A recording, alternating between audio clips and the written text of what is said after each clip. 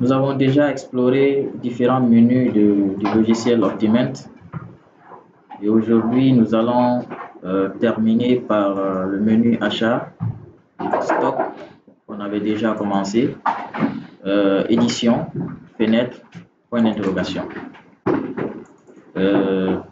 D'abord je vais commencer par le stock. Au niveau du menu stock, on avait réalisé l'entrée exceptionnelle unitaire de l'article dans le magasin.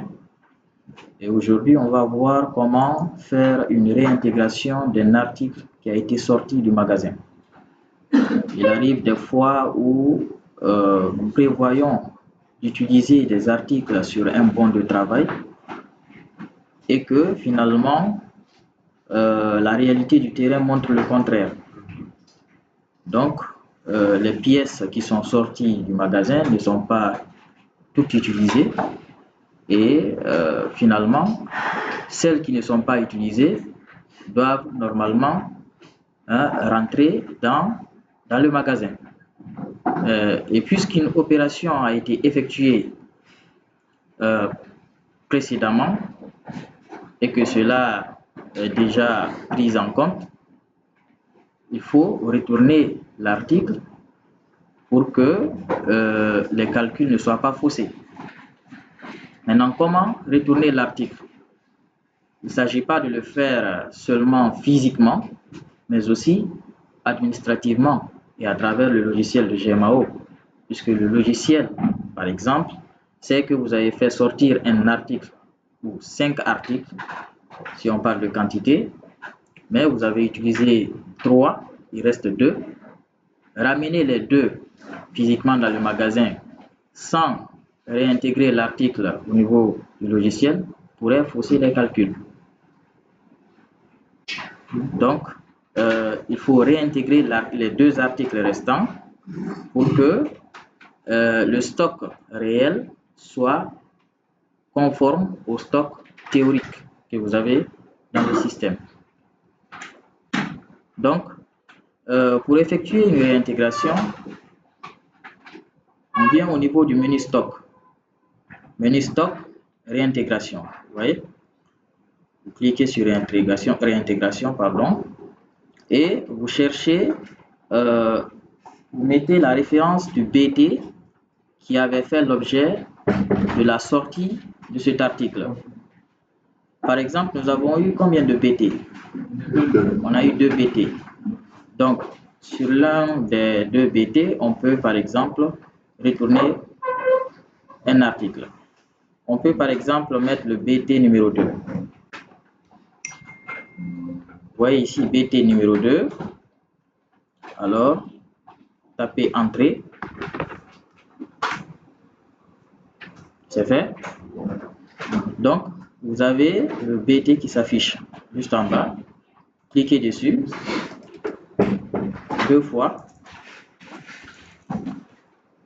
Voilà. Maintenant, nous avons une nouvelle fenêtre qui s'affiche où, à présent, nous pouvons réintégrer l'article qui a été sorti lors de la réalisation de ce BT, de cette intervention. Et pour rappel, la quantité sortie est bien affichée ici. C'était 5. On avait sorti 5 articles. D'accord? Et maintenant, ici, il est prévu un champ où nous pouvons mettre la quantité à réintégrer. Si par exemple, on suppose qu'on a utilisé 3 pièces et qu'il reste 2 que nous voulons réintégrer, alors on va mettre 2. L'intervenant, on peut choisir un intervenant, par exemple Sofarba. Voilà. Maintenant, à ce niveau, on peut faire un commentaire. Peut-être la raison qui nous conduit à retourner cette pièce. On a fait une prévision et sur le terrain, lors de l'intervention, on a trouvé qu'il fallait juste utiliser 3 au lieu de 5. Donc, c'est quelque chose qu'on peut écrire ici. Et là, clairement, nous avons le code de l'équipement concerné l'organe, hein, le centre de frais, et on peut valider. Mais juste avant, s'il vous plaît, regardez, ici, il est écrit avant réintégration, nous avions combien? 93. Normalement, après réintégration, combien on doit avoir? 95. C'est tout à fait logique. On avait 93. Si on retourne 2 dans le magasin, finalement, on doit avoir 95. Alors, on valide. Vous avez un message, comme d'habitude, qui s'affiche en bas pour dire que voilà, la réintégration a été faite. Maintenant, est-ce que c'est le cas? On peut le vérifier à travers l'article. Il s'agissait de quel article? C'est la cartouche, non? La cartouche filtrante. Voilà. Maintenant, on vient dans complément. Quelle est la quantité que vous avez ici? 95. Ça veut dire qu'effectivement, hein, les deux pièces sont retournées. Est-ce que vous avez compris? Voilà. Donc, il y a une certaine souplesse dans la gestion de la maintenance. C'est pourquoi la dernière fois, quand votre ami a demandé pourquoi on a prévu une pièce sur le BT et que finalement on a sorti 2. C'est bien possible parce que on peut, le BT, sachez que c'est pas quelque chose de statique. On peut prévoir lors de l'intervention de sortir un article pour l'intervention, mais après on se rend compte que on n'a pas besoin seulement d'un article, mais de 2. Donc il y a cette souplesse là qui facilite la gestion de la maintenance. Et c'est justement la raison pour laquelle il faut utiliser un logiciel de GMAO. Si le logiciel est là pour nous barrer la route, alors finalement, il n'y a pas d'intérêt à l'utiliser. Normalement, le logiciel doit faciliter la réalisation des interventions. Donc, si le logiciel nous empêchait de sortir les 2 parce que c'était un qui était prévu, alors finalement, ça va nécessiter toute une procédure qui va prendre du temps.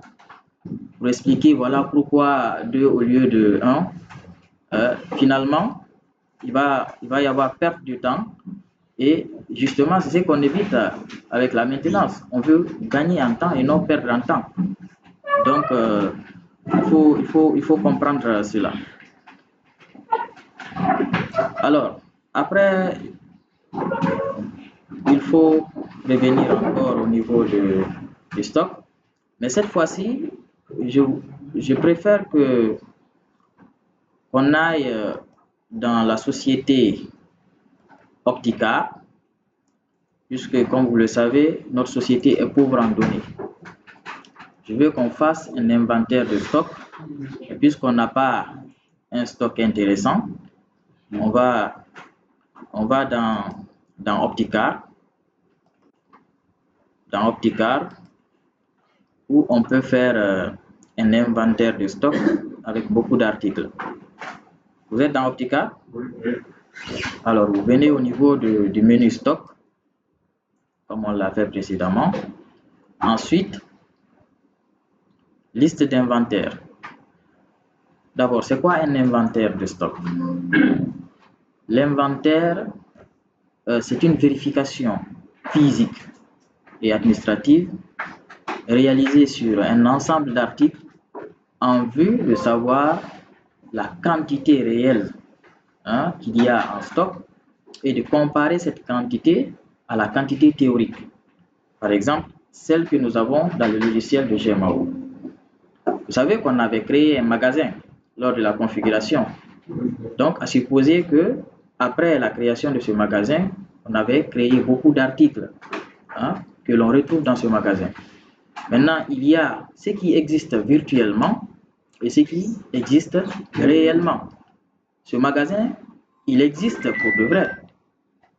Et les articles qui sont dans le logiciel existent aussi dans le magasin. Normalement, il ne doit pas y avoir d'écart entre ce qu'il y a dans le magasin et ce qu'il y a dans le logiciel. Et très souvent, ça arrive. Il arrive des fois où il y a des écarts pour une raison ou pour une autre. Il se peut qu'il y ait erreur de saisie, il se peut qu'il y ait sortie d'articles non enregistrés. Il y a aussi des cas de vol. Théoriquement, vous pensez que vous avez 15 articles dans votre magasin, alors qu'en réalité, vous n'en avez que 5, parce que les 10 autres ont été volés. Donc, c'est l'inventaire qui va permettre de savoir réellement, à une période donnée, quelle est la quantité que j'ai en stock. Est-ce que cette quantité correspond à ce que j'ai théoriquement dans mon système? Donc, c'est une opération très importante et qui est d'ailleurs réalisée plus souvent pour ceux qui gèrent des boutiques, qui ont géré des boutiques. Ils savent qu'il faut, à une période donnée, faire un inventaire, voilà, pour savoir réellement est-ce que l'activité marche. Hein? Donc, pour cela, on va imprimer une liste d'inventaire. Vous venez ici, stock, liste d'inventaire. Voilà. Vous êtes à ce niveau? Validé. Donc, Optiment nous affiche la liste de tous les articles que nous avons dans le magasin M1. Hein? Vous voyez, là, nous avons les codes d'articles et là, les désignations et même l'emplacement. Vous voyez, par exemple, voici pour le convecteur électrique. Vous voyez, l'emplacement, c'est A0101. C'est un code. A peut signifier une zone. Par exemple, dans la zone A, 01 allée 1 et 01 niveau 1. Vous voyez? Ou 01 rayon 1 et niveau 1. Donc, ça vous permet facilement de vous déplacer entre les allées et aller trouver l'article que vous recherchez. Maintenant, là, vous avez des informations par rapport au dernier inventaire effectué. Et là, vous avez une colonne stock constaté. Donc, pour vous faire comprendre, c'est cette liste-là que vous allez imprimer et vous vous rendez dans le magasin pour faire le comptage physique des articles. Vous avez tous les articles de votre magasin ici. Vous allez les compter un par un pour savoir quelle est la quantité qui existe réellement dans le magasin. Donc, à chaque fois que vous allez effectuer le comptage, pour chaque article, vous allez mettre ce que vous avez trouvé ici, stock constaté. Par exemple, vous prenez le premier article, vous comptez, et puis vous trouvez 15, vous mettez ici 15. Et vous comptez pour cet article-là, pneu, vous trouvez 25, vous mettez ici 25. Maintenant, à la fin, quand vous allez terminer, vous prenez la liste, vous revenez maintenant dans le système. Vous venez dans le système pour valider la liste. Stop, toujours. Maintenant, validation de la liste d'inventaire. Validation. C'est bon, vous êtes à ce niveau? Alors, je recommence. Vous venez ici. Stock. Validation, liste d'inventaire. C'est bon? Maintenant, à ce niveau, vous cliquez sur cette flèche-là pour trouver la liste. À chaque fois que vous faites un inventaire, il y a une liste qui est enregistrée. Donc, le dernier inventaire effectué, donc la dernière liste, la toute dernière liste, c'est celle qui se trouve en bas ici. Vous voyez le numéro d'ordre. Hein? Pour moi, ici, c'est 7. Peut-être que vous allez avoir quelque chose d'autre là-bas. Voilà, donc vous cliquez sur la dernière liste. Et si c'est fait, vous validez. C'est bon? Voilà. Donc, si vous remarquez bien, vous avez la liste que vous aviez récemment là. C'est elle qui s'affiche ici. Et on a deux colonnes. Colonne quantité et commentaire. Maintenant, si nous prenons par exemple le premier article juste en haut ici, vous cliquez dessus. Dès que vous cliquez sur l'article, vous voyez en bas, non? Hein? Article EC 001. C'est ce qui s'affiche, non? Voilà. Avant inventaire, on nous montre la quantité. Avant inventaire, il y avait 3. Hein? Maintenant, n'oubliez pas que on a saisi les données sur la liste que nous avions imprimée pour l'inventaire. Donc, c'est cette liste-là que nous avons devant nous. À supposer que nous avons déjà rempli la liste. Et maintenant, pour cet article-là, on vérifie. Par exemple, on a effectué le comptage. On a trouvé qu'on a 5 unités de cet article-là dans le magasin. Alors, on met la quantité ici. On met la quantité. On a trouvé 5, non? On met 5. C'est fait? Maintenant, on va cliquer dans un autre champ. Alors, qu'est-ce que vous constatez? Il y a le signe. Voilà. Plus, ça veut dire quoi? Ça veut dire que nous avons un écart d'inventaire, mais positif. Pourquoi? Avant inventaire, on avait 3 articles. Mais après, on a combien? On a 5. Ça veut dire qu'il y a... Voilà. Donc, il y a surplus d'articles par rapport à ce qu'il y avait au départ. Donc là, on a un signe plus. On va faire pour un autre article. On va descendre un peu. On prend un autre. Interrupteur va-et-vient. Prenez cet article-là. Interrupteur va-et-vient. 10004. C'est le code. C'est bon? C'est pas bon. Le code c'est 10004. Interrupteur va-et-vient. 10004. Vous n'avez pas vu? C'est bon? Cliquez au niveau de quantité. Juste en bas, regardez, avant inventaire, on avait 4. Maintenant, à supposer que lors de l'inventaire, nous, on a constaté qu'il y a en réalité 3 unités de cet article. Donc, on va mettre 3. On met 3 et on clique ailleurs. Cette fois-ci, quel constat faites-vous? On a le signe moins. Voilà, ça veut dire qu'il y a manque. Donc, on fait la même chose pour les autres articles. Et finalement, on va procéder à l'actualisation de notre stock théorique. En quoi faisant? En validant tout simplement. Mais bien avant la validation, on peut par exemple, on peut remarquer quel est le code ici. C'est 10004. Retenez le code. 10004. Et ici, EC 001. Notez ça quelque part. EC 001. Et l'autre, c'est quoi? 10004. Et la quantité, c'est combien maintenant? 5. Et l'autre 3. Donc, on va valider. C'est bon? Maintenant, vous fermez la fenêtre. On revient maintenant dans l'article pour voir réellement s'il y a eu entrée et sortie d'article. Entrée pour le premier article, le code c'est quoi?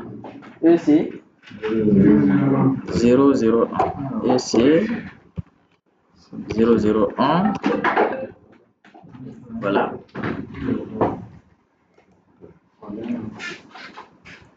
Donc, si c'est fait, vous venez dans complément. Vérifiez la quantité de stock. C'est combien? C'est 5. Ça veut dire que il y a eu entrée. Regardez juste en bas ici, dernière entrée, quantité 2, ou bien, voilà. Donc, ça veut dire qu'il y a eu entrée de stock. Et dernier inventaire, 14, 12e mois chez moi, l'écart c'est combien? L'écart c'est 2. Voilà. On va faire la même chose pour l'autre article. Et là, cette fois-ci, le code c'est 10 004. On clique ici. On vient dans complément. Et voilà. La quantité en stock, c'est combien? C'est 3. Effectivement, on avait noté 3. Et la dernière entrée, c'est 4. Et dernier inventaire, écart négatif, moins 1. C'est que tu es en retard.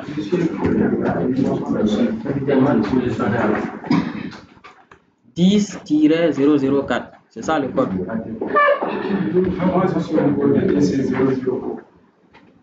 Mais il faut regarder chez ton voisin là-bas, comme lui il ne se plaint pas.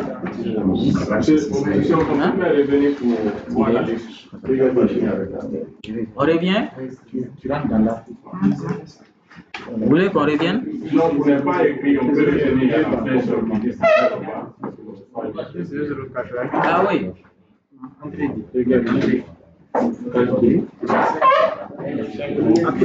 C'est bon? Hein? C'est bon?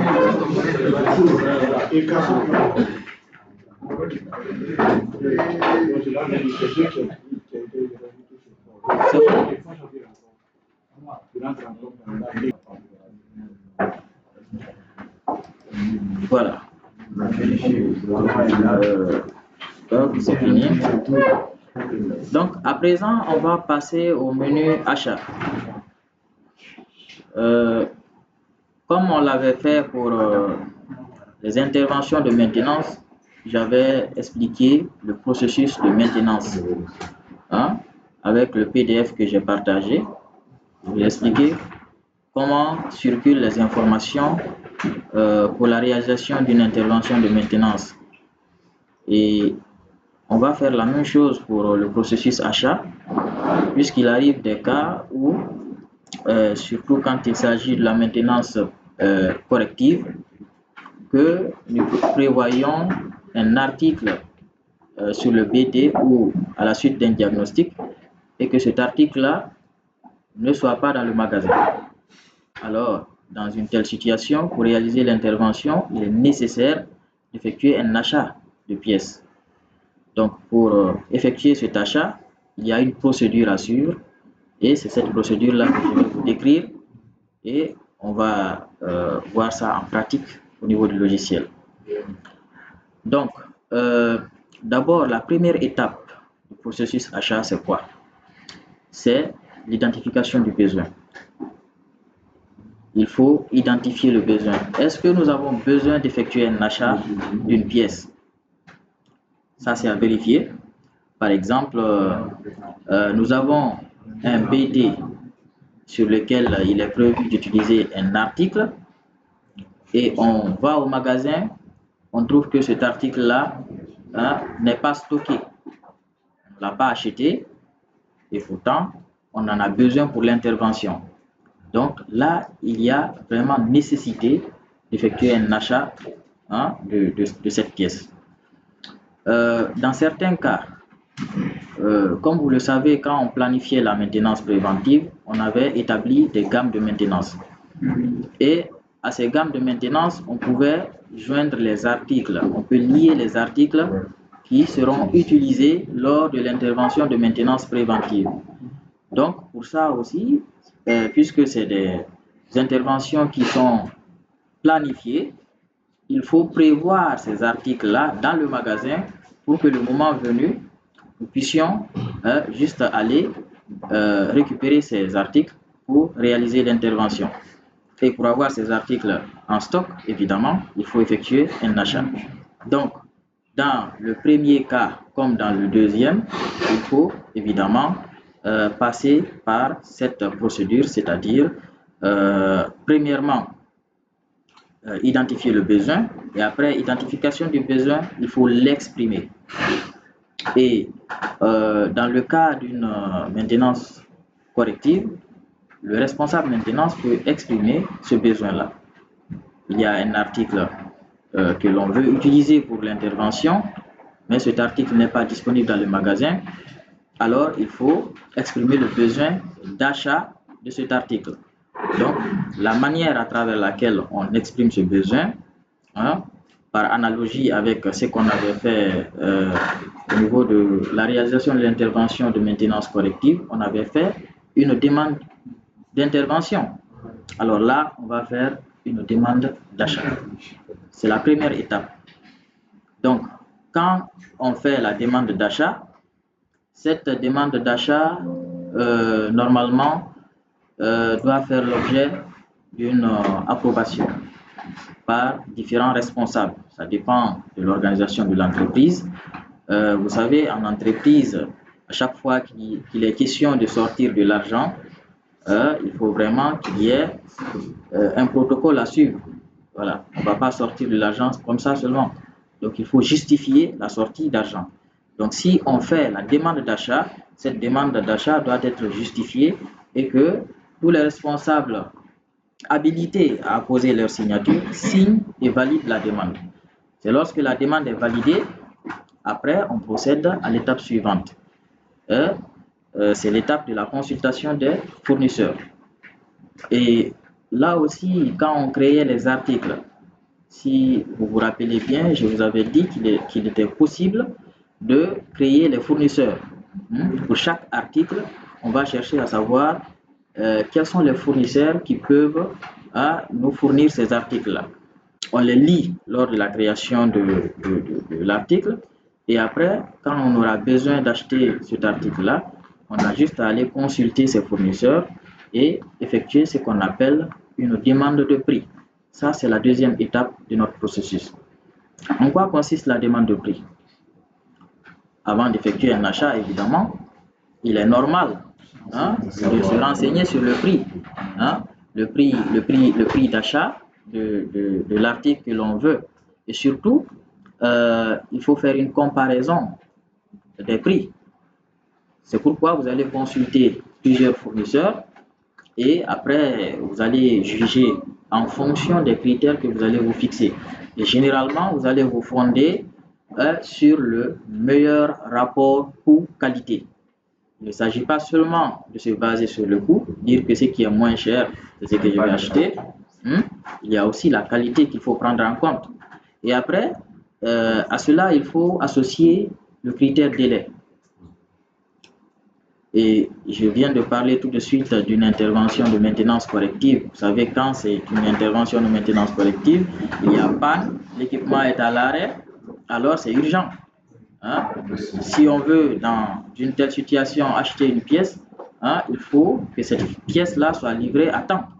Donc, lors de la consultation, ce sont des critères que l'on peut fixer et au regard de ces critères, on va effectuer des choix qui sont judicieux pour que, évidemment, on prenne les bonnes décisions. Éviter d'attendre longtemps, d'être livré, alors qu'il y a d'autres options qui sont envisageables. Voilà pourquoi, à cette étape, on va faire le tour d'Internet. Si on n'a pas ces fournisseurs dans notre catalogue, alors on va faire des recherches et après, on va demander le prix.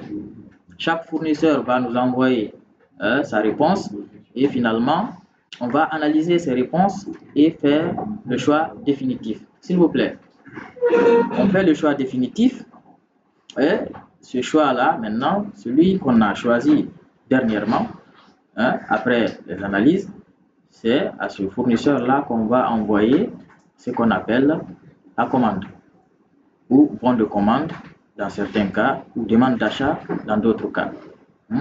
Donc, la commande envoyée au fournisseur, ça signifie que ce fournisseur-là a été sélectionné pour nous livrer cet article. Donc, une fois que le fournisseur reçoit la commande, il va l'analyser et préparer les articles à livrer. Maintenant, lors de la livraison des articles, vous le savez, hein, les articles sont accompagnés de quoi? D'un bon de livraison. C'est un document qui va être émis par le fournisseur et le document va accompagner les articles comme quoi, voilà, vous avez lancé telle commande et voilà ce que nous vous livrons.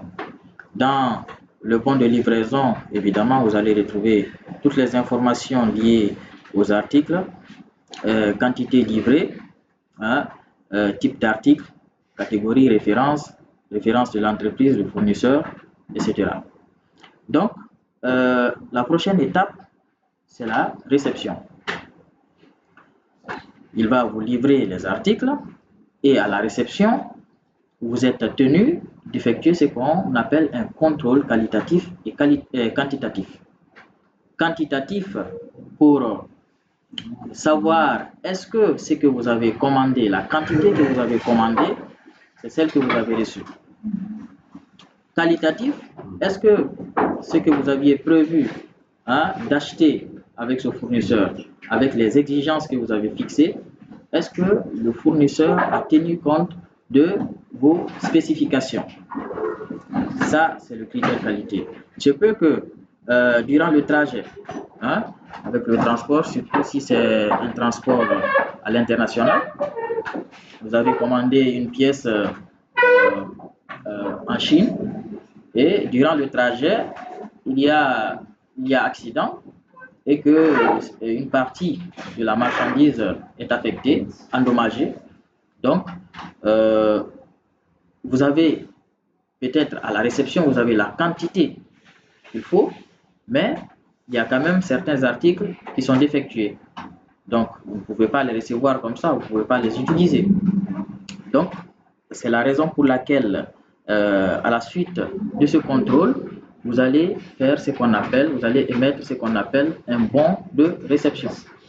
Ce bon de réception est un document qui vous permet de mentionner clairement la quantité des articles que vous avez reçus. Et si vous avez des commentaires à faire par rapport à la manière dont vous avez reçu ces articles ou l'état dans lequel vous avez trouvé ces articles, alors vous pouvez le faire dans le bon de réception. Donc, le bon de réception va être envoyé au fournisseur comme réponse au bon de livraison pour dire, voilà, tu dis m'avoir livré tel article, telle quantité, alors moi, je vais te dire que j'ai reçu tel article avec telle quantité. Maintenant, s'il y a des réserves, vous pouvez préciser. Maintenant, l'idéal, c'est de trouver que ce que vous avez commandé correspond à ce qui a été livré. C'est l'idéal. Mais il arrive des fois où vous trouvez autre chose. Donc, par exemple, vous pouvez trouver des articles qui a des articles manquants. Alors, en ce moment, vous notez dans le bon de réception juste la quantité que vous avez reçue. Si vous avez commandé 10 articles et que vous avez reçu 8, alors dans le bon de réception, vous mentionnez que vous avez reçu 8. Et vous précisez qu'il reste 2 articles à livrer. Maintenant, si vous avez reçu 10 articles comme prévu et qu'il y a 2 qui sont défectués, alors il faut préciser cela. Et juste après, vous allez émettre ce qu'on appelle un bon de retour. Les articles à retourner au fournisseur. Donc, réellement, vous avez reçu 10, mais parmi les 10, il y a 2 qui ne sont pas en bon état. Donc, vous gardez les 8 et vous retournez les 2 autres. Et pour les retourner, il faut un bon de retour. Et pour revenir sur le bon de réception, c'est ce document-là qu'on va envoyer à la comptabilité pour le paiement de la facture. Donc, c'est quand vous aurez reçu la marchandise, contrôlé et que tout est OK, on envoie ça à la comptabilité de l'entreprise qui va se charger de payer le fournisseur. C'est comme ça que ça marche. Donc, après, il y a aussi une copie que le magasinier doit garder pour les besoins d'archives Parce que si c'est des pièces qui doivent être stockées directement dans le magasin, alors il faut mentionner la date de réception et la quantité reçue. Ça permet aussi de mettre à jour le stock dans le magasin, comme nous l'avons fait tout de suite. Voilà. Donc, c'est ça, de façon résumée, le processus achat. Donc, c'est ce que nous allons exécuter à travers le logiciel. Et la première étape, comme je le disais, c'est la demande d'achat. Demande d'achat. Monsieur, Oui. une question. Oui.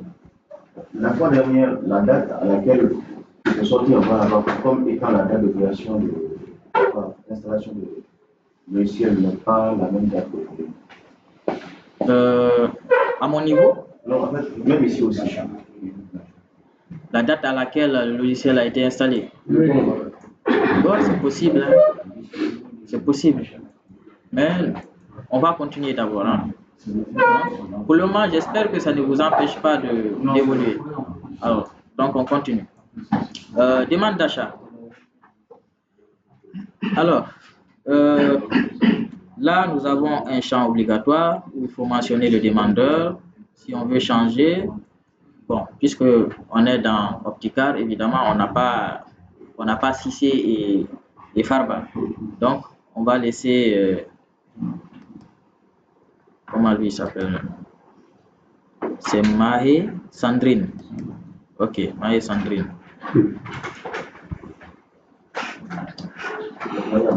C'est fait? Donc, ici, on précise l'acheteur. Je suppose que c'est Martin. Jean-Yves. Martin Jean-Yves. La date. La date d'aujourd'hui. La date de livraison souhaitée. On peut mettre, chez moi ici, je peux mettre le 20. Le 20, 12e mois, 2024.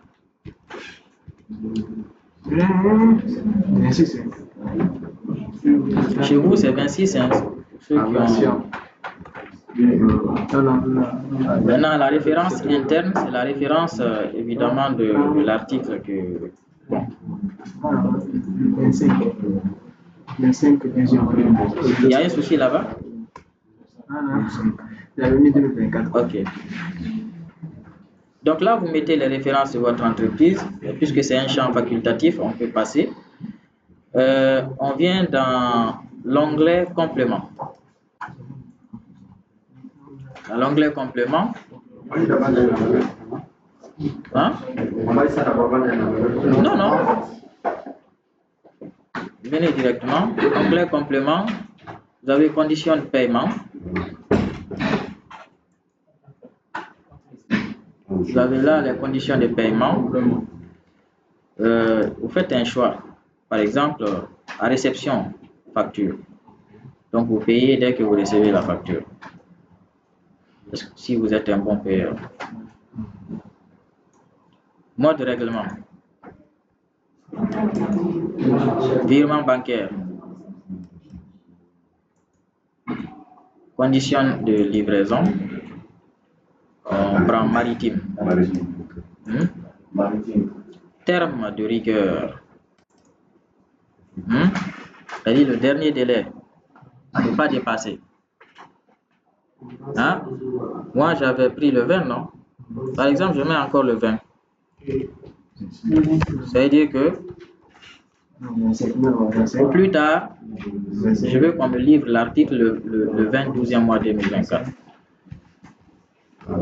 Voilà. Donc, si c'est fait, vous validez.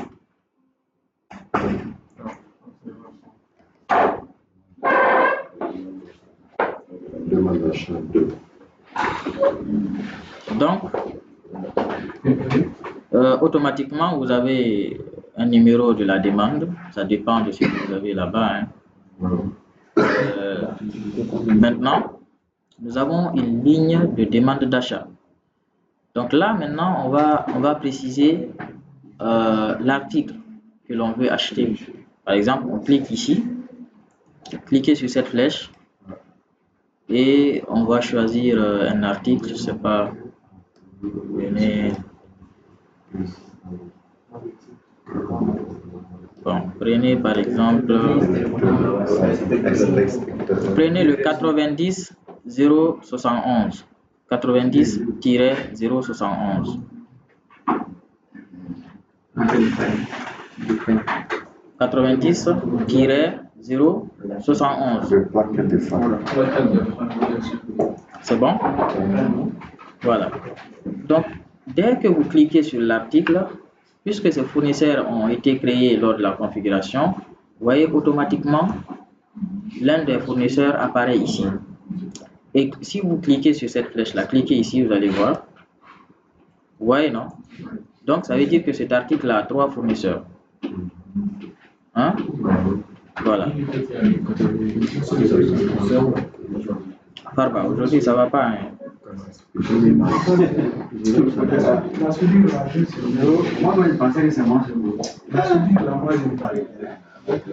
Donc ici, on met la quantité. Par exemple, 10. Mettez 10.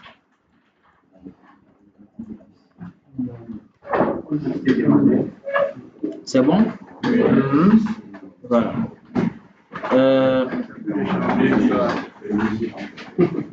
Valide.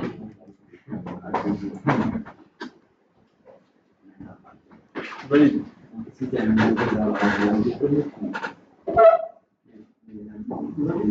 Correctement. C'est fait? Voilà. Donc, maintenant, fermez la fenêtre.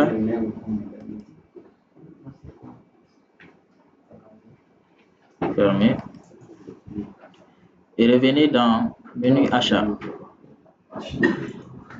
Après la validation de la demande d'achat, qu'est-ce qu'on fait? On fait la demande de prix. Voilà. Donc, venez ici, demande de prix. Bon,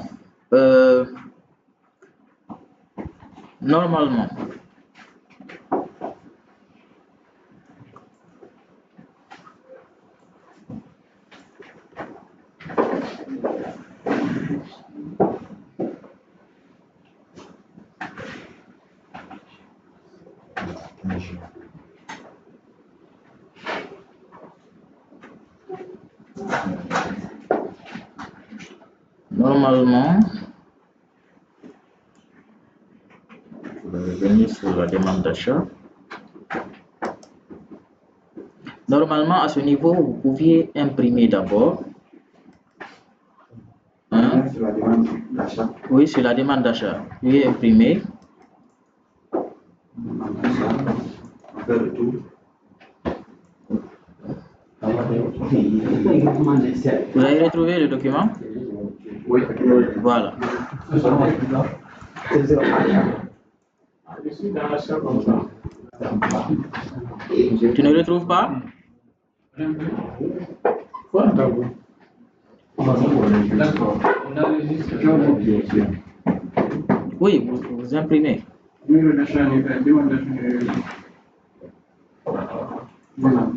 Voilà. Donc, l'article prévu est là.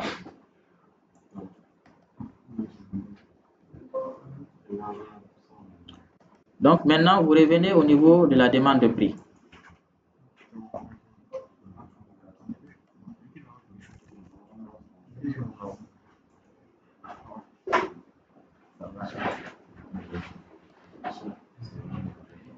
Demande de prix. Voilà.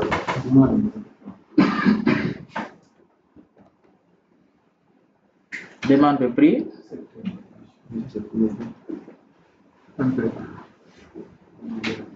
L'article.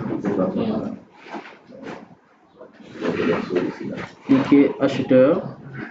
Qui on avait choisi comme acheteur? Martin Yves. Martin Jean-Yves. Le demandeur c'était qui? Maë Sandrine. Ok.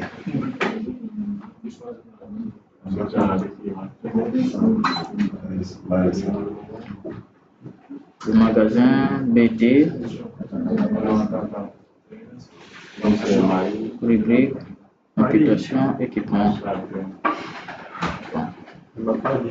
Maintenant, vous venez ici, au niveau de l'onglet DP. DP commande.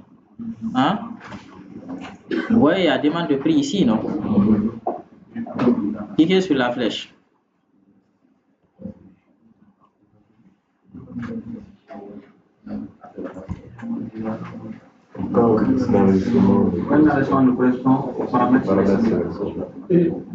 Non, c'est pas normal. C'est pas vrai, c'est la flèche là, c'est sur une flèche là. Sur cette flèche ici, demande de prix.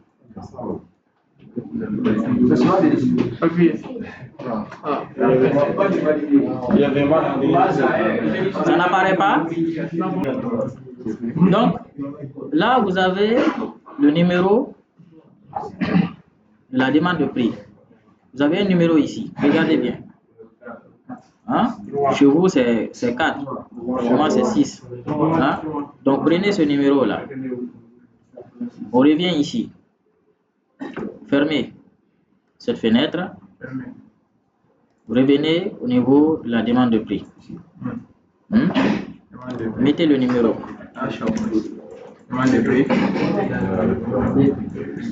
Mettez le numéro et cliquez ailleurs.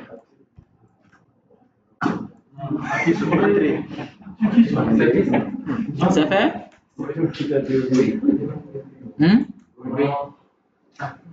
Oui et non à la fois. Vous avez mis 4, il dit 3.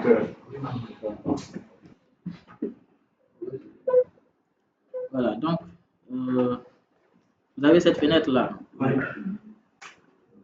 Venez à l'onglet article.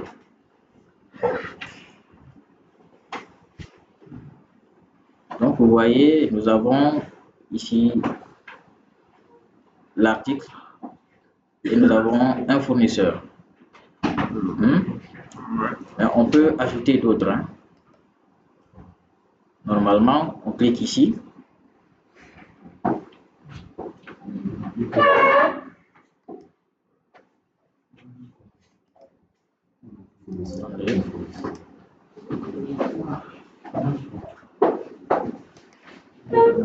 Attendez. Dis, c'est un article d'abord. Bon,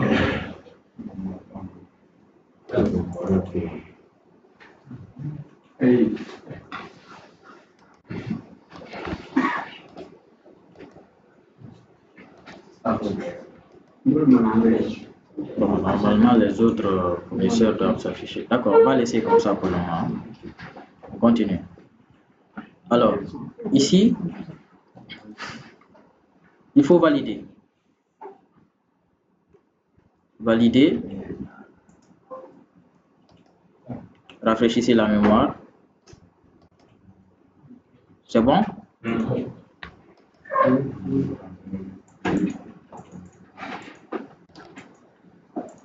Maintenant, quand on finit de créer la demande de prix, normalement, on peut, à ce niveau, imprimer. Hein, au niveau du bouton éditer.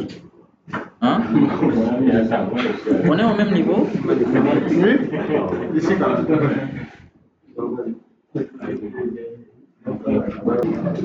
Je disais, à ce niveau, on peut imprimer à travers ce bouton-là.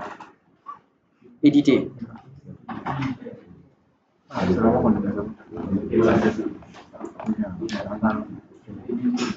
Vous voyez? C'est ça la demande de prix. Maintenant, puisqu'on n'a qu'un seul fournisseur qui apparaît ici, on va rajouter les autres à travers ce bouton-là. Regardez ici, on a article et là fournisseur. Cliquez sur plus.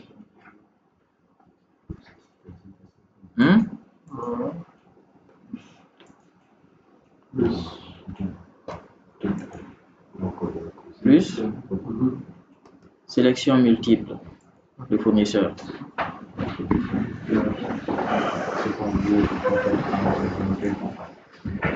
C'est fait? Valider.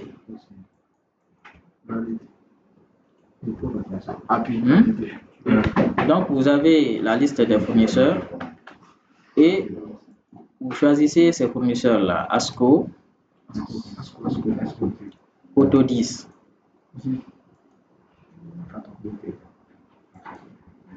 Auto 10. Validé.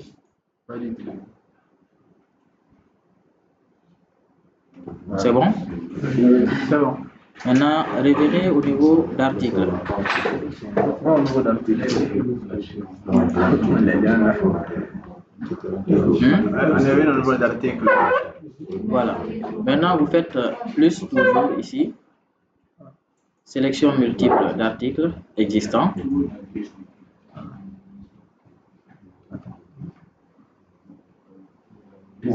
Valider. Décocher.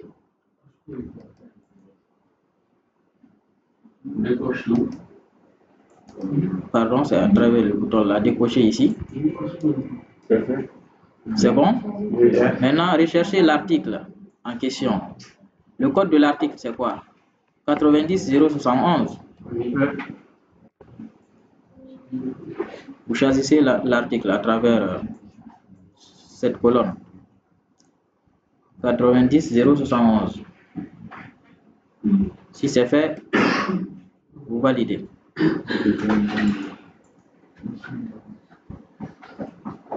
On valide.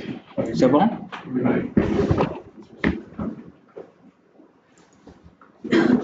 C'est fait.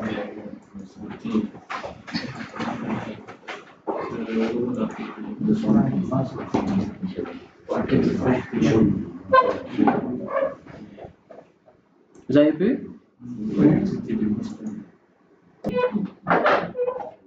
Donc là maintenant, on suppose que nous avons ces trois fournisseurs. Imprimez, vous allez voir. Essayez d'imprimer. Qu'est-ce que vous constatez maintenant? Combien de pages? 3 pages. Donc, on a combien de fournisseurs? 3. Donc, pour chaque fournisseur, on a envoyé une demande de prix. Hein? Donc, regardez par exemple ici, autodistribution, c'est un fournisseur. ASCO, c'est un fournisseur. Et CarSpeed. Donc, en réalité, lorsqu'on fait la configuration, généralement, on met le courrier électronique du fournisseur, l'adresse mail. Donc, à travers ça, on peut envoyer la demande de prix. Et quand le fournisseur reçoit la demande, il est tenu de nous envoyer la réponse. Ou bien, vous avez fait une demande de prix à un fournisseur, il reçoit la demande, il doit vous faire un retour. Donc, vous sortez, vous revenez au niveau de... Oui? Au niveau de la demande de prix là, chez moi, il n'y a qu'un seul fournisseur. Donc, à travers l'adresse mail du fournisseur, on peut envoyer la demande de prix et après, nous font le retour. Donc, à un moment donné, on va commencer à recevoir les réponses des fournisseurs. Chaque fournisseur va nous apporter sa réponse. Vous venez dans l'onglet Réponses pour saisir les réponses. Donc, on suppose maintenant que chaque fournisseur nous a répondu. Maintenant, les réponses obtenues, c'est ce qu'on va mettre ici. Hein? Onglet Réponses, bouton plus.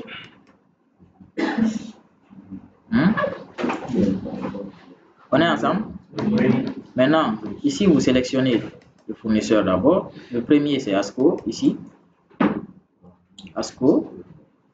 Vous validez.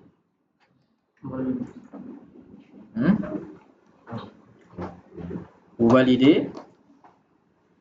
Ensuite, là, vous avez l'article en question, l'unité d'achat.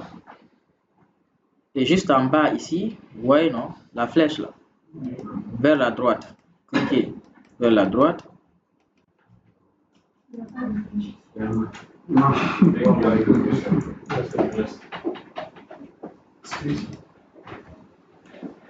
C'est bon? Et là, vous avez le prix unitaire.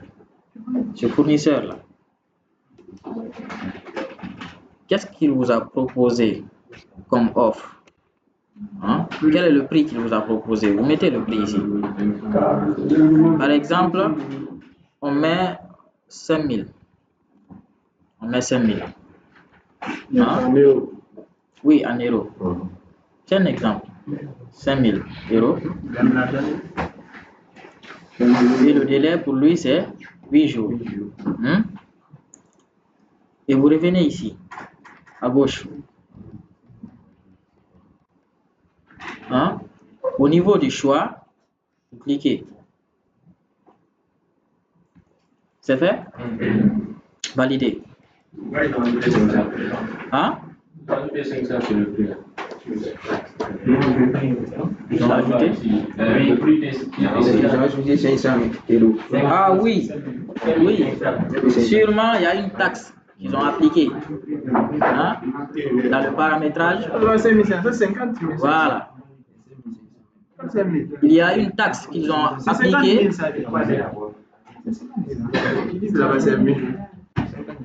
C'est 50 500. Non, c'est 5 000. Est-ce que vous avez compris? Oui. Vous ne voyez pas bien. Maintenant, cliquez ici. Toujours. Sélectionnez le deuxième fournisseur. Autodistribution. Oui, vous validez. Vous validez. Maintenant, à droite, comme on l'avait fait précédemment, vous changez le prix. Peut-être, lui, qu'est-ce qu'on va proposer comme prix? 4 000. Ok, 4 000. 4 000.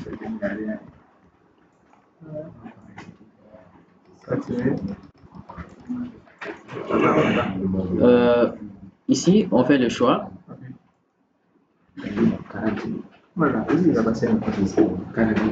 Vous voyez en bas, on dit montant TTC. Ça veut dire quoi, TTC? Ah.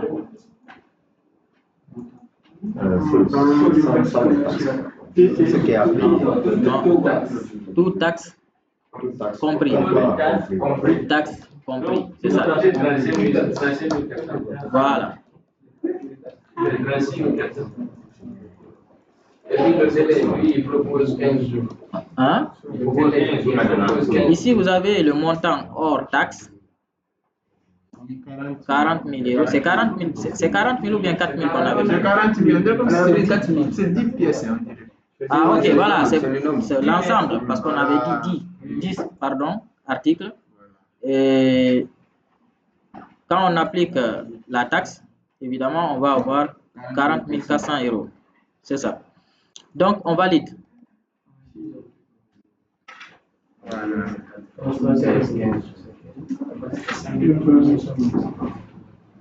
C'est bon? Oui. Maintenant, le troisième fournisseur, CarSpeed, on valide. De l'autre côté. À droite, le prix. Là, on met combien? 3 500. 3 500. Ok. Et on revient.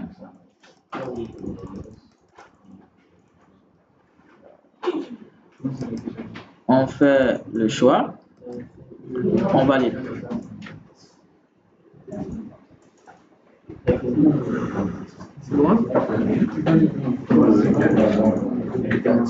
C'est bon?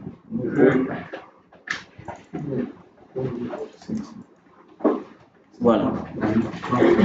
Donc, là, nous avons un peu, vous pouvez agrandir. Hein.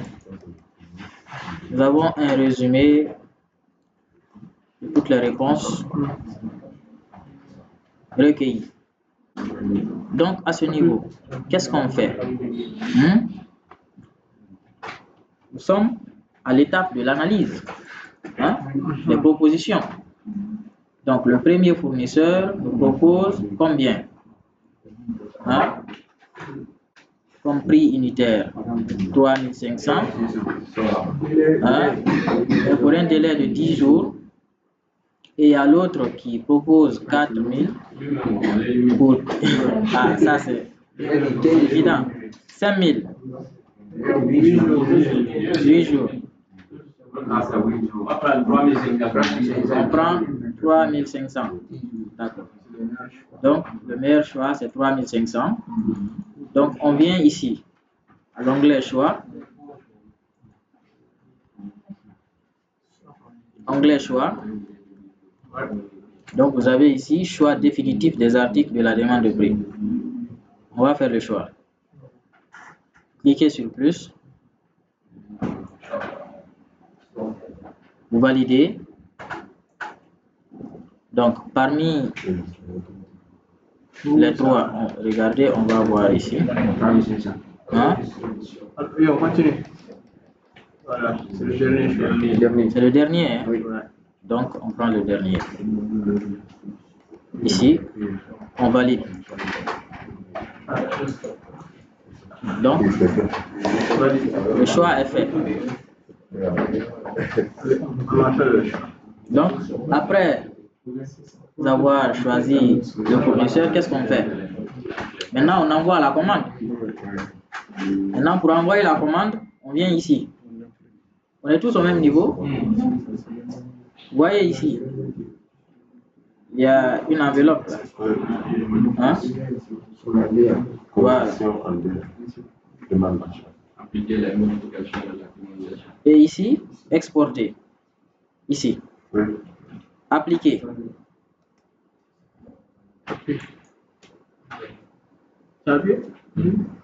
C'est bon? Voilà. C'est pas bon? Modifier correctement. Valider. Valider d'abord. Rafraîchissez la mémoire. C'est bon? Vous avez tout, non? Maintenant, venez ici. C'est fait? Voilà.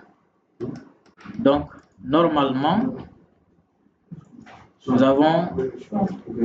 Il y a toujours un problème? On revient au niveau de stock, pardon, achat,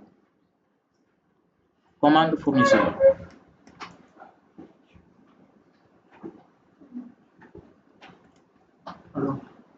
Commande fournisseur.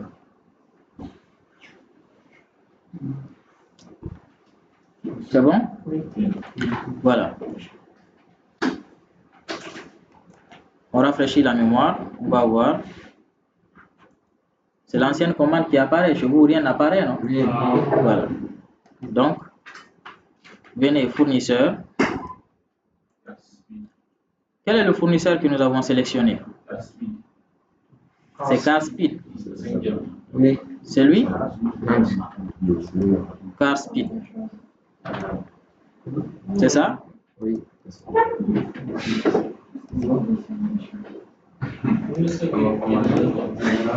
On va valider, voir. L'article.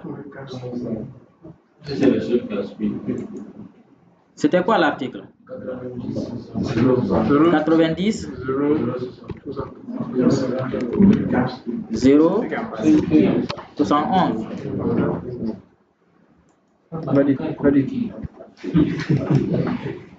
Quelle est la quantité commandée?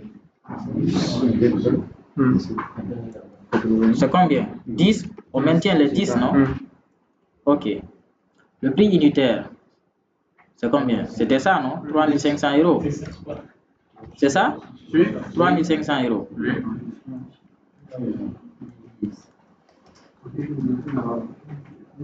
Ah, la date de livraison, il faut la préciser. Hein.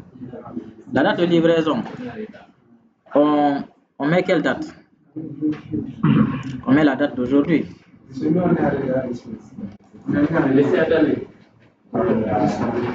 Vous êtes à quel niveau? Après, ça va être le temps de fournisseur. Mettons la date d'aujourd'hui. C'est pas celle après les 10 jours. Mettons la date d'aujourd'hui seulement. Vous savez, après on va faire la réception aussi. Hein? On va faire la réception.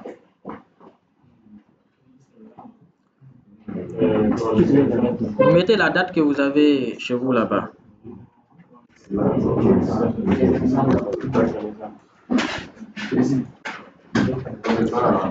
On veut faire la réception aujourd'hui, quoi.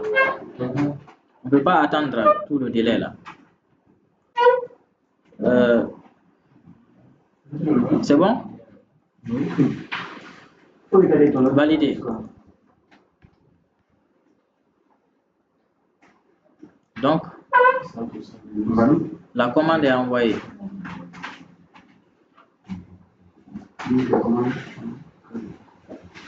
C'est bon chez vous là-bas?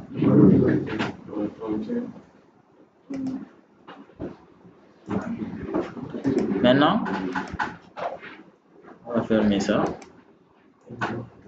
Venez au niveau du menu achat.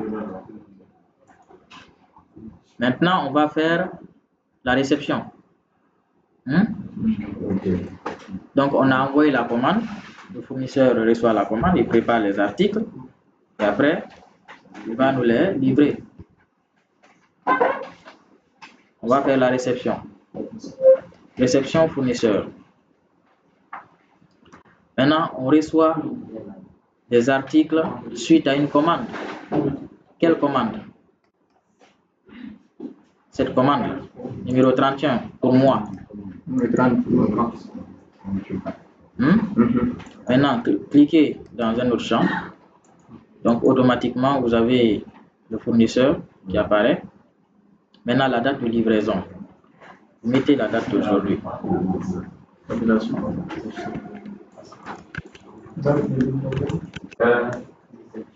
Heure. Mettez 11h00. Date 11h00. Maintenant, BL. Ici, on met les références qu'on trouve sur le bon de livraison. Et vous savez que le bon de livraison, c'est le fournisseur qui le fait. Ou bien. Donc, généralement, qu'est-ce qu'on va trouver? Les initiales de notre société. Notre société, c'est Impritech. Hein? Impritech, on est dans Opticar, c'est un exemple seulement. Donc, à supposer que c'est Impritech, on prend Impritech. Donc, on prend, par exemple, Imp. Hein? Maintenant, le rang de la livraison. Si, par le passé, le même fournisseur nous avait livré d'autres articles, hein? On va mettre le rang de livraison. Par exemple, c'est la 10e fois. C'est la 10e fois que ce fournisseur-là nous envoie cet article. Hein? C'est ce qu'il va mettre sur le bon de livraison. Hein? C'est des références. Hein? Ça permet de distinguer les différentes livraisons par rapport aux différents clients. Par exemple, lui, le fournisseur, il a pour client Impritech. Hein? À chaque fois qu'il envoie, il met un numéro de référence. Hein? Et après, il met l'année. Par exemple, ici, moi, je vais mettre 2024. C'est juste une référence. Maintenant, la date BL, c'est la date qui se trouve sur son bon de livraison. Là-bas. On suppose que c'est, pour moi, je vais prendre le 12. Je prends le 12. Bon, normalement, c'est pas logique, mais pour le besoin de notre formation, on est obligé de faire comme ça.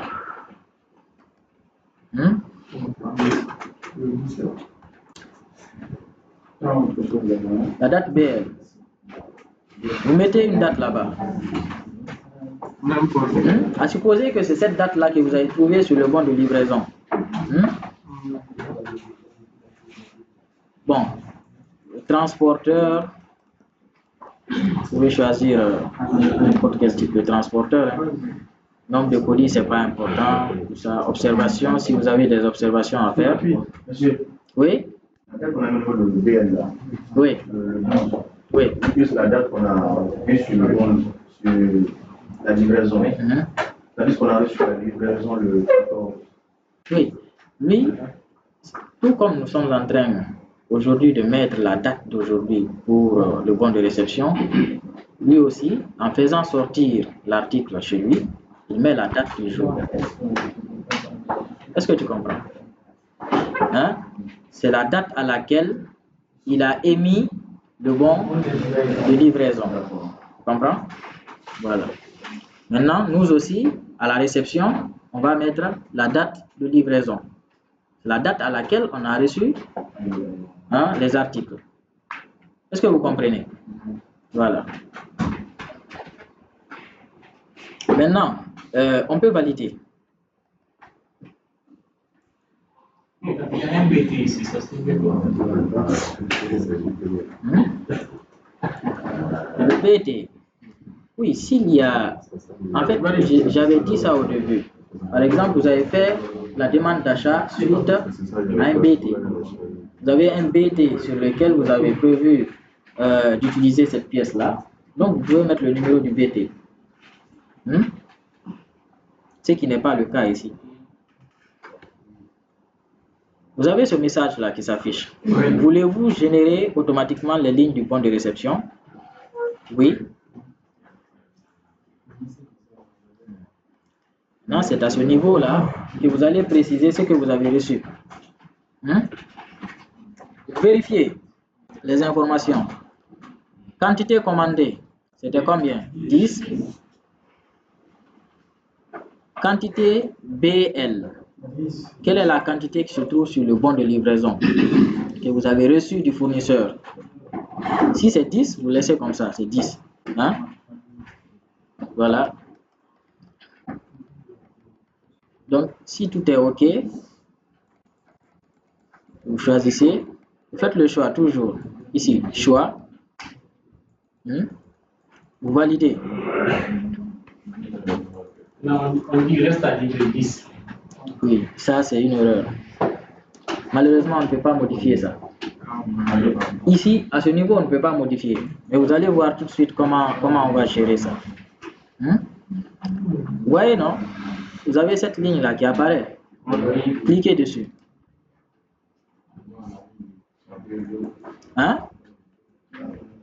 Vous avez ça, non? Voilà. Donc, à ce niveau, vous voyez maintenant, reste à livrer, c'est combien? Voilà. La preuve que c'était une erreur. Et commander 10, total livré 10. Maintenant, on suppose que on a reçu la quantité commandée.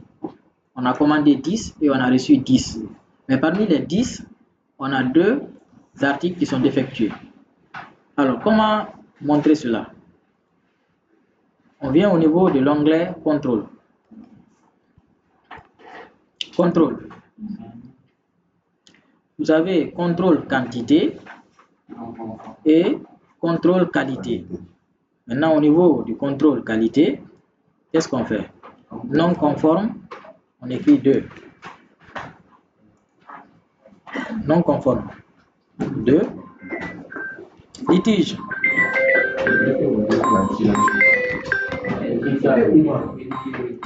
Non conforme 2, litige. Article défectué. Litige.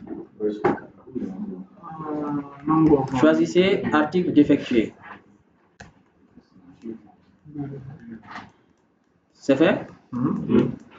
Maintenant, juste en bas, vous avez quantité acceptée. En ce moment, la quantité acceptée, c'est combien? 8. Quantité acceptée, 8. Quantité refusée, 2. C'est fait? Validé. Valide.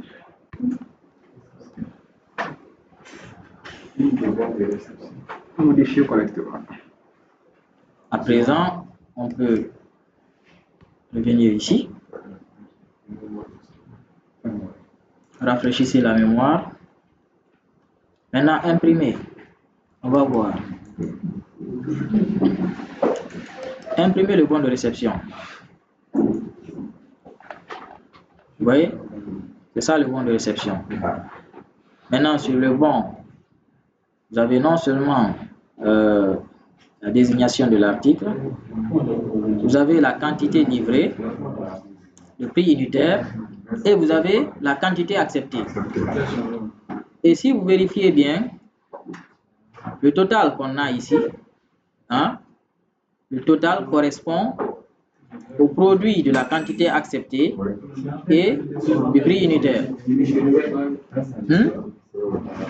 C'est ça, non?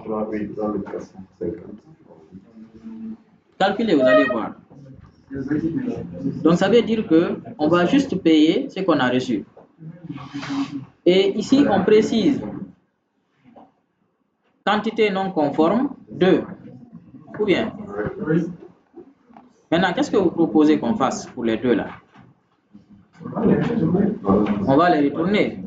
Voilà. Donc, on va faire un bon de retour. Ça.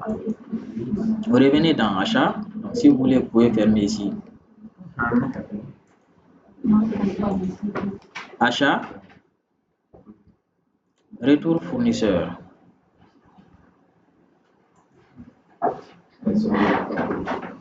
C'est bon? Vous êtes à ce niveau? Maintenant, le retour, c'est par rapport au bon de réception. Donc, vous cliquez ici. Choisissez le bon de réception que vous avez là-bas, le dernier bon de réception. Oui. Maintenant, vous cliquez dans l'autre champ. Donc, vous avez le numéro du bon de réception et automatiquement, vous avez le numéro de la commande. Maintenant, la date du retour. Vous mettez la date d'aujourd'hui, si vous voulez.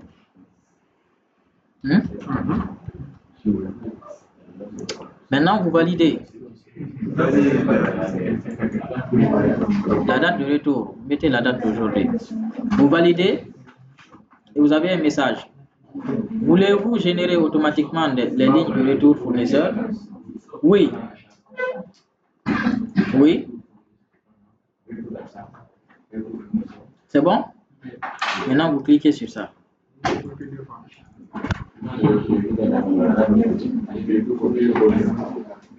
Vérifiez maintenant les informations. Vous voyez? Vous avez l'article ici. La quantité à retourner, c'est 2. Prix unitaire. Hein? Contrôle. Donc, vous validez encore.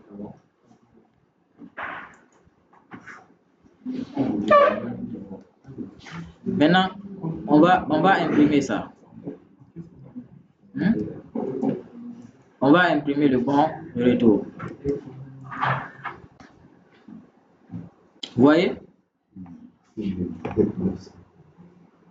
Vous avez non seulement la quantité à retourner et le montant correspondant. Donc, voilà. Donc, c'est la fin du processus achat.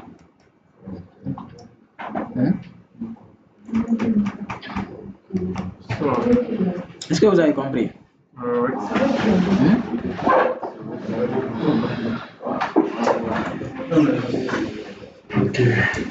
Donc, à présent, on va parler du menu édition. Alors là, vous avez un menu qui permet de suivre les indicateurs de performance, les indicateurs de maintenance. Vous savez, après une certaine période, il est normal de suivre vos activités. pour pouvoir faire des analyses, pour améliorer les choses, améliorer les méthodes, améliorer la performance de l'équipe et on ne peut améliorer que ce que l'on peut mesurer. Donc, toutes les opérations réalisées sont enregistrées. C'est pourquoi on parle de l'historique. Hein? L'historique. À chaque fois qu'il y a, par exemple, un bon de travail qui est retourné, donc le rapport d'intervention, cela est archivé. Et à un moment donné, on peut avoir accès à l'historique pour faire des analyses. C'est ce qu'on fait avec le menu édition. Dans édition, par exemple, vous pouvez faire le suivi des indicateurs liés aux interventions.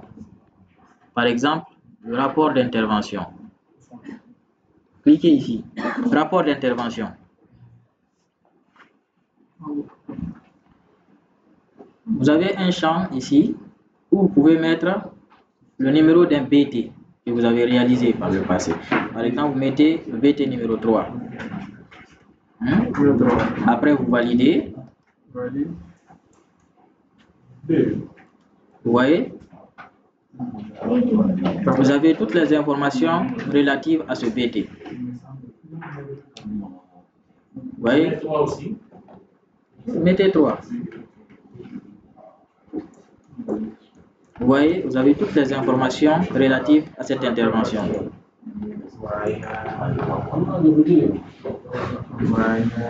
Tout est là. Vous avez 4 pages.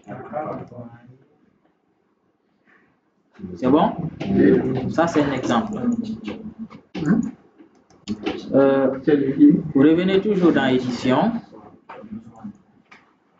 Par exemple, édition stock, valorisation stock.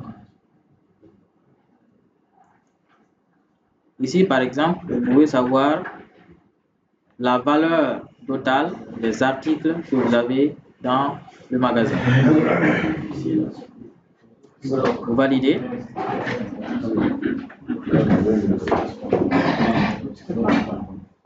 Après, vous passez à la page suivante.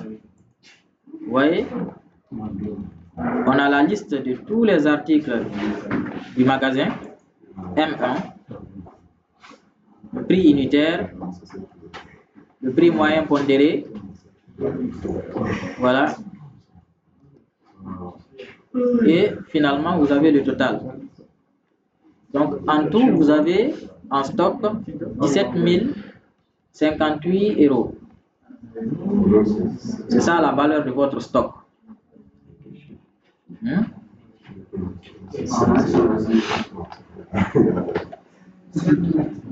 17 058 €. C'est normal.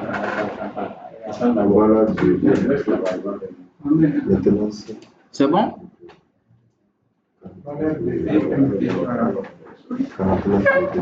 PMP.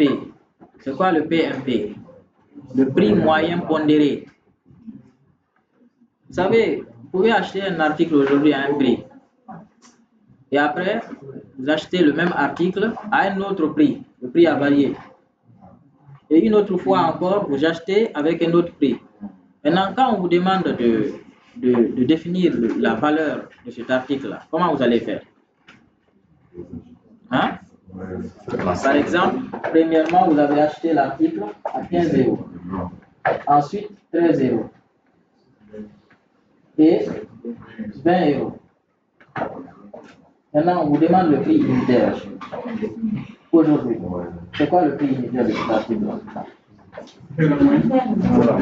Faites la moyenne. Hein? Voilà. Donc, ce que vous trouvez, c'est ça, le prix. Oui? Ça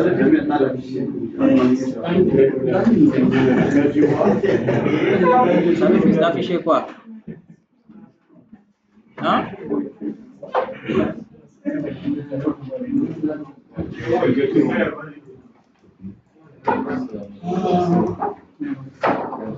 On peut continuer, non?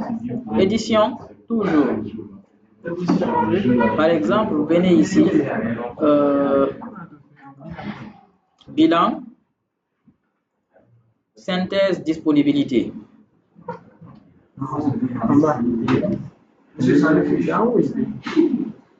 Donc, il faut regarder chez ton voisin là-bas en attendant. Hein? On valide. Ici, il faut définir la période sur laquelle vous faites l'analyse. Prenez à partir de 1900. Prenez à partir de 1990. Oui, la date de début.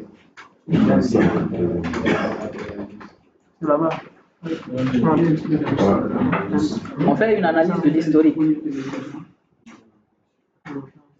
C'est bon? Validé.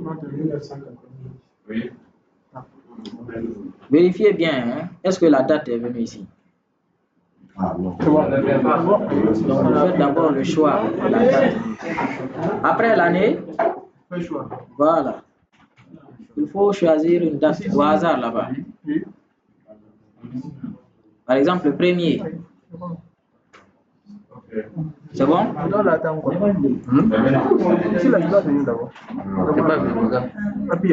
Ici, par exemple, vous cliquez sur taux de disponibilité. Taux de disponibilité. Validé.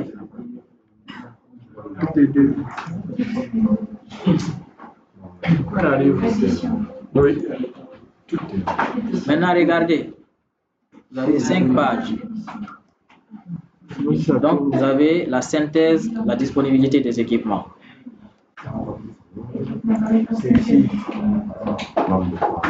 Là, vous avez des histogrammes qui vous permettent d'analyser facilement. Hein? Ici, on a le nombre de pannes. Hein? Nombre de pannes par équipement. Et ici, vous avez le temps d'indisponibilité. À travers cette image, vous pouvez facilement savoir quel est l'équipement qui est le plus indisponible. Hein? Et l'équipement le plus disponible, évidemment. Parce que l'équipement le moins indisponible, c'est l'équipement le plus disponible.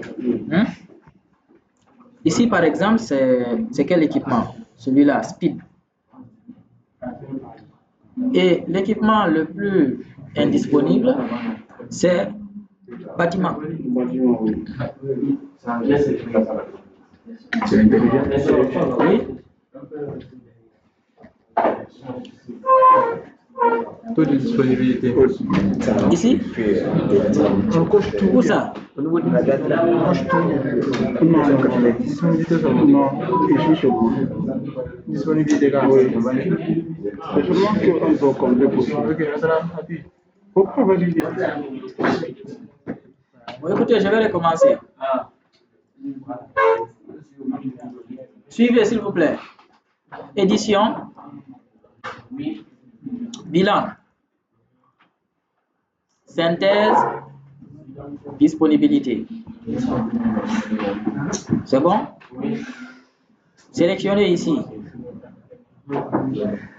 Après, vous prenez l'année 1990, si vous voulez, 1990, et vous choisissez une date. Par exemple, le 1er, vous sélectionnez la date. C'est fait? Premier janvier 1990. Et c'était un numéro aussi.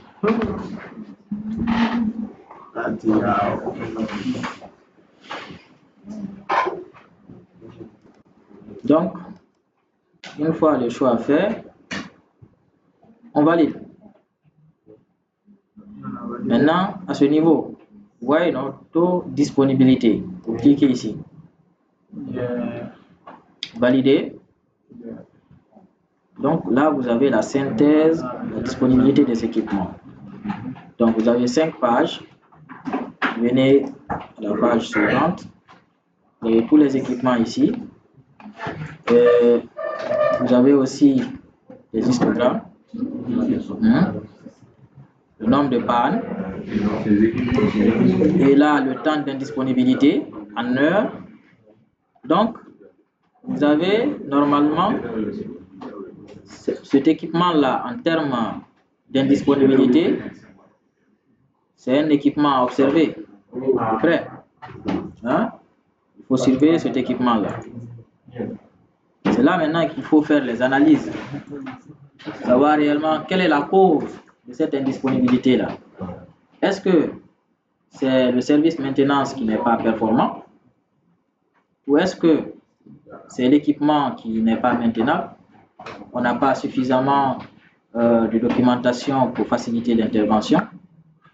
Est-ce qu'il ne faut pas trouver quelque chose comme un mode opératoire pour faciliter la tâche aux techniciens afin de gagner en temps? Parce que ça peut être la cause d'un retard lors des interventions. Et est-ce que on se pose toutes les questions afin de voir réellement quelle est la cause, et c'est en fonction de ça qu'on trouve la solution. Maintenant, l'idéal serait à la longue de réduire ce temps-là. De réduire le temps. Si on applique les solutions et que le temps n'est pas réduit, ça veut dire que la solution n'est pas efficace. Voilà comment on fait une analyse en maintenance. Venez à la page suivante. Maintenant, vous avez le coût. Ça commence maintenant à parler argent. Coût d'indisponibilité par équipement. Vous voyez? Donc là, vous avez le premier équipement. C'est suprême, quelque chose suprême, je ne sais pas qu'est-ce qui est écrit derrière. Suprême. Donc, c'est l'équipement là qui coûte beaucoup plus à l'entreprise en termes d'indisponibilité. Et généralement, c'est lors des analyses comme ça qu'on décide, par exemple, de chercher à améliorer la maintenance, optimiser la maintenance, ou encore réaliser la rénovation de l'équipement. Si c'est l'équipement qui est trop obsolète et que c'est ça la cause de l'indisponibilité, alors on peut soit faire de la rénovation ou tout simplement remplacer l'équipement. À partir du moment où les coûts d'entretien de l'équipement sont supérieurs aux revenus générés par l'équipement, ça veut dire qu'il n'y a plus de rentabilité. Il faut s'en débarrasser. Vous appliquez la maintenance, vous trouvez que le coût de la maintenance est supérieur aux revenus générés par l'équipement. Il n'est plus question de continuer à maintenir cet équipement-là. Il faut le remplacer. Donc, et on ne peut avoir à faire de bonnes décisions comme ça si on n'a pas ces données-là. Voilà pourquoi il est important d'analyser l'historique. Retour. On revient toujours édition. On vient ici classement ABC. Pareto, vous vous rappelez? Donc là aussi, on va définir la période. La période, on prend... Ça veut dire quoi? L'équipement de l'équipement. Attendez, je vais recommencer. Venez édition, classement ABC, équipement. Après, ici, période. On prend 90 toujours.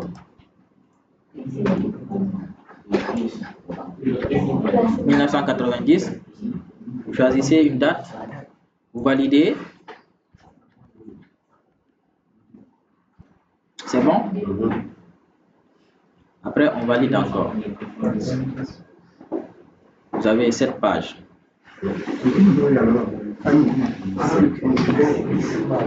Donc là, vous avez d'abord un tableau.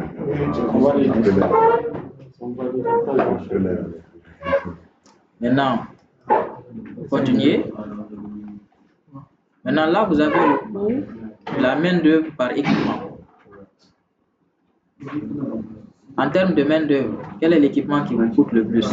C'est cet équipement-là. Coût article par équipement. En termes d'article, quel est l'équipement qui vous coûte le plus? Non, ce n'est pas le même équipement. Il faut voir ici. Ici, regardez. On avait Suprême. Et là, on a transport. Ou facture par équipement. Facture, les prestataires externes. Voilà. Voilà. Coût total par équipement. Maintenant, là, il y a le coût de la main-d'œuvre, coût facture, coût article. Vous voyez, l'équipement là vient en premier. Donc là, il faut faire une analyse et prendre de bonnes décisions par rapport à cet équipement-là. Le premier, transport. Donc, si l'équipement est disponible, il coûte cher à la maintenance et il n'a pas assez d'impact. Ouais. Le bâtiment là, il était le plus disponible, mais il avait zéro impact. Voilà. C'est justement parce que on vérifie la criticité des équipements. Généralement, ce sont les équipements critiques qui peuvent avoir un impact en raison de leur indisponibilité. Vous pouvez avoir un équipement qui est indisponible, voire même plus indisponible que les autres, mais si l'équipement n'est pas critique, ça n'a aucun impact. Voilà. Donc là, nous avons le coût total par équipement, mais en pourcentage. Voilà. Donc, après, à la maison, vous pouvez vous amuser à vérifier. Hein. Il y a tellement d'informations qu'on peut rechercher ici. Vous voyez les coûts, vous avez les pannes, équipement historique, etc. Stock, hein? Même l'achat. Hein? Donc,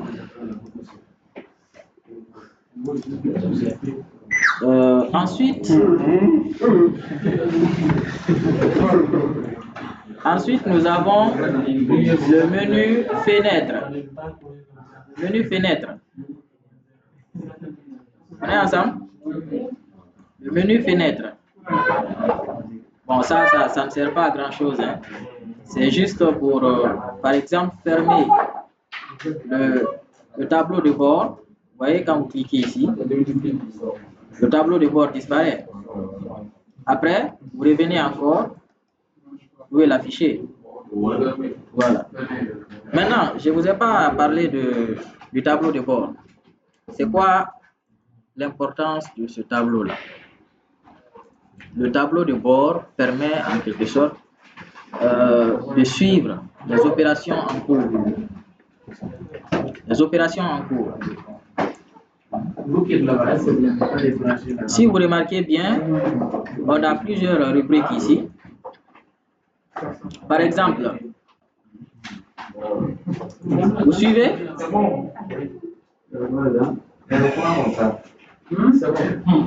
Voilà, je disais, le tableau de bord permet de suivre les opérations en cours. Vous avez toutes les informations relatives aux opérations en cours ici. Vous avez ici les informations relatives aux interventions, aux achats, contrats, etc. Par exemple, ici, vous pouvez, à travers ce tableau-là, vérifier quels sont les bons de travaux non affectés jusqu'à présent. Donc, des bons qui ont été créés, mais dont on n'a pas affecté encore à un intervenant. Donc, le nombre, c'est combien ici? 2. Non, bon de travaux non affectés. Chez vous là-bas, c'est 2. OK. Donc, nous avons bon de travaux en retard. 4. Hein? Bon de travaux créés, édités. 4. Demande d'intervention non traitée. 2. Cliquez ici.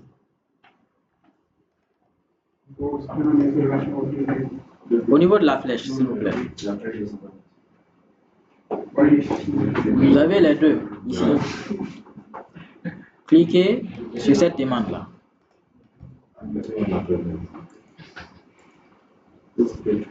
Donc, vous voyez que cette demande-là n'est pas encore traitée. Parce que regardez, cliquez ici.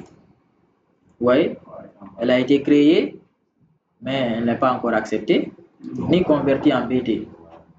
Par exemple, on peut... Bon, vous devez saisir un code d'état. L'état, par exemple, ici, on peut mettre à l'arrêt. Ici, à l'arrêt. Hein?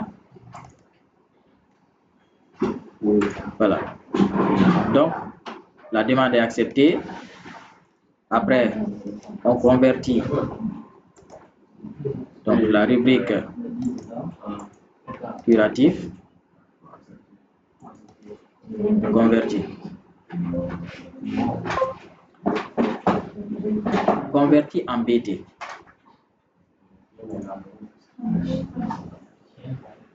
C'est bon?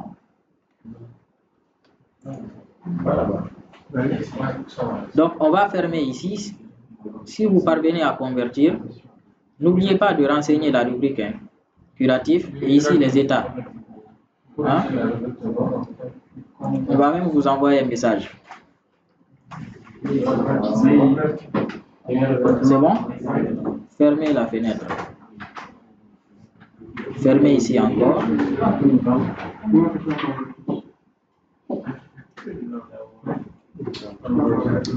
Vous voyez, non? Cliquez encore. Regardez. Ici. Demande d'intervention non traitée. Cliquez sur cette flèche-là. Qu'est-ce que vous remarquez? Maintenant, il reste une seule demande non traitée. Hein? Voilà. Donc, c'est ça le rôle du tableau de bord. Bon, pour le moment, il n'y a pas eu de mise à jour. Vous voyez toujours 2, mais par exemple, fermons la session. Fermez la session. C'est fait? Validez encore. Vous voyez, non? Maintenant, c'est 1. Maintenant, par exemple, bon de travaux non affectés. Vous avez combien là-bas?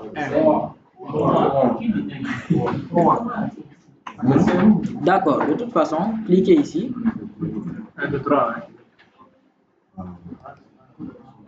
Cliquez sur l'un des 2 bons. Maintenant, on a dit bon de travaux non affectés. Ça veut dire quoi? On n'a pas affecté le bon à un intervenant. Donc, vous venez ici, intervenant. Vous voyez, il y a 0 intervenant. Plus. Intervenant.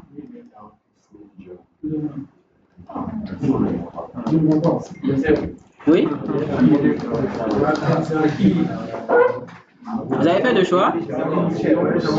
Hein? Validé.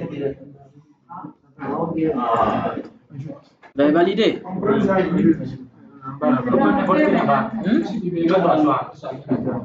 C'est bon? Validez encore.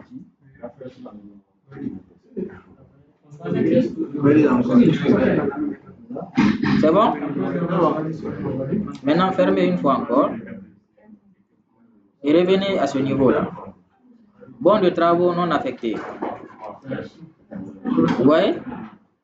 Pour moi, il y avait 2. Donc, il reste 1. Voilà, il reste 2. C'était 3, il reste 2. Donc, le tableau de bord permet d'avoir un aperçu rapide des opérations en cours, savoir réellement quelle est l'opération qui est en retard et quelle est la cause. Vous recherchez la cause rapidement, vous trouvez la solution et ça vous permet d'avancer. Maintenant, la dernière étape, le menu, point d'interrogation. Sûrement, vous allez vous poser des questions encore par rapport à ce logiciel, parce qu'on ne peut pas tout apprendre ici. Hein? Donc, si vous voulez en savoir plus sur le logiciel Optimint, cliquez sur ce menu. Et là, vous aurez toutes les réponses à vos différentes questions. Sommaire de l'aide. Et vous avez une organisation ici, arborescente d'ailleurs. Vous avez tous les menus ici. Menu fichier par exemple. Vous cliquez sur plus. Vous voyez, non? Dossier société, vous cliquez sur plus. Société, vous cliquez dessus. Donc, on vous présente une petite leçon relative à la société. Nouvelle société, par exemple, comment créer une société. Vous cliquez sur ça et vous avez tout ce qu'il vous faut. Bien détaillé. Vous fermez. Vous venez dans menu stock par exemple ici. Stock. Vous voyez, entrée exceptionnelle. Cliquez dessus. On vous explique tout. Donc, vous faites la même chose pour les autres. Maintenant, revenez encore, point d'interrogation. Découvrir Optimint. Là, vous avez les conseils d'utilisation. Si vous cliquez ici, vous voyez, il y a deux flèches ici, non? Donc, vous pouvez vous déplacer par là, à droite. Donc, voilà. Et juste en bas encore, vous avez les flèches.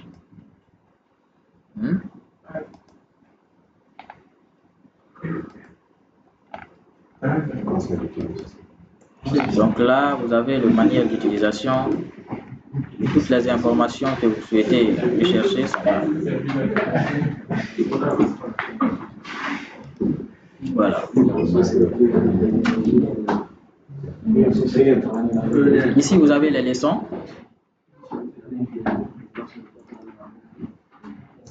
Tout ce que vous voulez apprendre à propos du logiciel, vous allez les trouver ici, ces informations-là. Voilà. Il y a plusieurs leçons. Vous voyez, par exemple, créer une activité, créer une maintenance préventive. Comment faire? Ça ne sort pas. Non, c'est pas possible. Donc, je crois que c'est pas flèche. Et soudure là,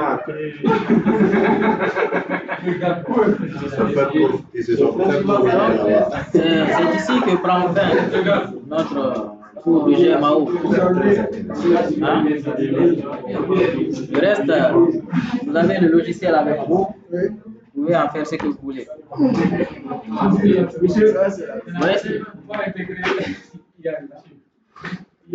Ça donne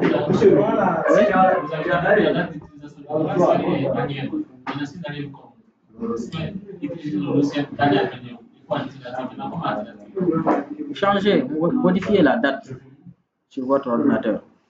Vous voyez, moi par exemple, j'ai mis 12e mois 2024. Voilà. Donc comme ça, le logiciel, oui, ça marche sans problème. Pour ceux qui ont 2026, qui ont installé en 2026, vous allez mettre 2026. Oui? C'est au niveau de la planification. C'est pour ça que nous avons eu plusieurs activités à réaliser en une période. Oui, un peu ce qui est à faire. La planification, la maintenance? La même chose. Pour une semaine de garçons, on a fait ça. Oui. En fait, la planification, on a dit, s'il vous plaît, on a dit que la planification de la maintenance, il y a le plan annuel. Il y a le plan annuel. Ça, c'est l'ensemble de toutes les opérations que vous allez réaliser l'année, au cours de l'année. Maintenant, il y a le planning de maintenance. Ça, c'est le plus souvent, c'est hebdomadaire. Hein? Donc, chaque semaine, vous allez, dans votre plan de maintenance, vérifier toutes les opérations qui doivent être réalisées. Maintenant, le logiciel de GMAO vous permet, par exemple, de vous générer les PD. Puisque c'est planifié, le plan que vous avez dans votre fichier Excel, le même plan que vous allez intégrer, oui, vous allez intégrer ça à la GMAO. Comme ça, la GMAO permet de rappeler que le délai est arrivé. Maintenant, il se peut que sur une semaine, vous ayez beaucoup d'opérations à la fois. La maintenance que vous aviez planifiée mensuellement arrive à échéance, donc il y a la date, et ça coïncide avec une intervention de maintenance préventive qui était prévue pour un an. Planifiez ça en même temps